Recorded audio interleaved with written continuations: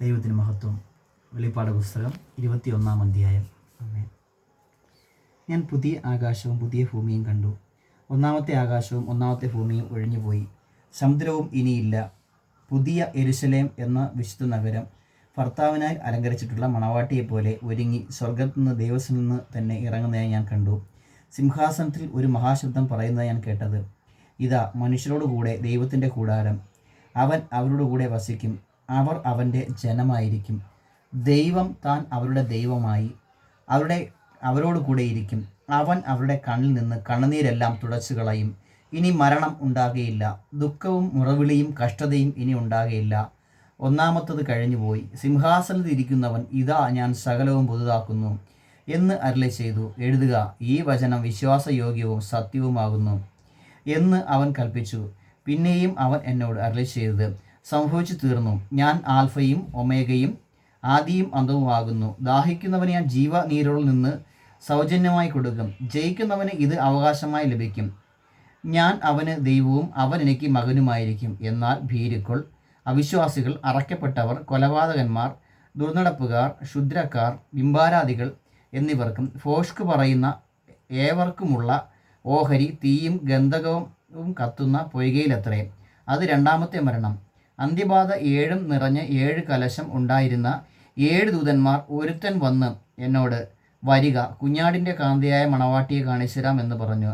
അവൻ എന്നെ ആത്മാവിവശതയിൽ ഉയർന്നൊരു വൻമലയിൽ കൊണ്ടുപോയി. യെരുശലേം എന്ന വിശുദ്ധ നഗരം സ്വർഗത്തിൽ നിന്ന് ദൈവസ്ഥനിൽ നിന്ന് തന്നെ ദൈവതേജസ്സുള്ളതായി ഇറങ്ങുന്നത് കാണിച്ചു തന്നു. അതിൻ്റെ ജ്യോതിസ് ഏറ്റവും വിലയേറിയ രത്നത്തിന് തുല്യമായി സ്വച്ഛ സ്ഫടികതയുള്ള സൂര്യകാന്തം പോലെ ആയിരുന്നു. അതിന് പൊക്കമുള്ള വൻമതിലും 12 ഗോപുരവും ഗോപുരങ്ങളിൽ 12 ദൂതന്മാരും ഉണ്ട്. ഇസ്രായേൽ മക്കളുടെ 12 ഗോത്രങ്ങളുടെ പേർ കൊത്തിയിട്ടുമുണ്ട്. കിഴക്ക് 3 ഗോപുരം, വടക്ക് 3 ഗോപുരം, തെക്ക് 3 ഗോപുരം, പടിഞ്ഞാറ് 3 ഗോപുരം. നഗരത്തിൻ്റെ മതിലിന് 12 അടിസ്ഥാനവും അതിൽ കുഞ്ഞാടിൻ്റെ 12 അപ്പോസ്തലന്മാരുടെ 12 പേരും ഉണ്ട്. എന്നോട് സംസാരിച്ചവന് നഗരത്തെയും അതിൽ ഗോപുരങ്ങളെയും മതിലിനെയും അളക്കേണ്ടതിന് പൊന്നുകൊണ്ടുള്ള ഒരു അളവുകോൽ ഉണ്ടായിരുന്നു. നഗരം സമചതുരമായി കിടക്കുന്നു. അതിൻ്റെ വീതിയും നീളവും സമം. അളവുനൂൽ കൊണ്ട് അവൻ നഗരത്തെ അളന്നു. 1200 നാഴിക കണ്ടു. അതിൻ്റെ നീളവും വീതിയും ഉയരവും സമം തന്നെ. അതിൻ്റെ മതിൽ അളന്നു. മനുഷ്യൻ്റെ അളവിന് എന്ന് വച്ചാൽ ദൂതൻ്റെ അളവിന് തന്നെ 144 മുഴം ഉണ്ടായിരുന്നു. മതിലിൻ്റെ പണി സൂര്യകാന്തവും നഗരം സ്വച്ഛസ്ഫടികത്തിനൊത്ത തങ്കവും ആയിരുന്നു. നഗര മതിലിൻ്റെ അടിസ്ഥാനങ്ങൾ സകല രത്നവും കൊണ്ട് അലങ്കരിച്ചിരിക്കുന്നു. ഒന്നാം അടിസ്ഥാനം സൂര്യകാന്തം, രണ്ടാമത്തേത് നീലരത്നം, മൂന്നാമത്തേത് മാണിക്യം, നാലാമത്തേത് മരതകം, അഞ്ചാമത്തേത് നഗവർണി, ആറാമത്തേത് ചുവപ്പുകല്ല്, ഏഴാമത്തേത് പീതരത്നം, എട്ടാമത്തേത് ഗോമേതകം, ഒമ്പതാമത്തേത് പുഷ്യരാഗം, പത്താമത്തേത് വൈഡൂര്യം, 11-ാമത്തേത് പത്മരാഗം, 12-ാമത്തേത് സുഗന്ധിരത്നം. 12 ഗോപുരവും 12 മുത്ത്, ഓരോ ഗോപുരവും ഓരോ മുത്ത് കൊണ്ടുള്ളതും. നഗരത്തിൻ്റെ വീതി സ്വച്ഛസ്ഫടികത്തിന് തുല്യവുമായ തങ്കവുമായിരുന്നു.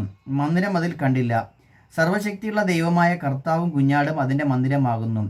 നഗരത്തിൽ പ്രകാശിപ്പാൻ സൂര്യനും ചന്ദ്രനും ആവശ്യമില്ല. ദൈവ തേജസ് അതിനെ പ്രകാശിപ്പിച്ചു. കുഞ്ഞാട് അതിൻ്റെ വിളക്കായിരുന്നു. ജാതികൾ അതിൻ്റെ വെളിച്ചത്തിൽ നടക്കും. ഭൂമിയുടെ രാജാക്കന്മാർ തങ്ങളുടെ മഹത്വം അതിലേക്ക് കൊണ്ടുവരും. അതിൻ്റെ ഗോപുരങ്ങൾ പകൽക്കാലത്ത് അടയ്ക്കുകയില്ല. രാത്രി അവിടെ ഇല്ലല്ലോ. ജാതികളുടെ മഹത്വവും ബഹുമാനവും അതിലേക്ക് കൊണ്ടുവരും. കുഞ്ഞാടിൻ്റെ ജീവോത്സവത്തിൽ എഴുതിയിരിക്കുന്നവനല്ലാതെ അശുദ്ധമായ യാതൊന്നും മ്ലേച്ഛതയും ഭോഷ്കും പ്രവർത്തിക്കുന്നവൻ ആരും അതിൽ കടക്കുകയില്ല. ആമേൻ. ഈ വചനങ്ങളാൽ ദൈവം നമ്മെ അനുഗ്രഹിക്കുമാറാകട്ടെ. Amen, amen. Praise the Lord, praise the Lord.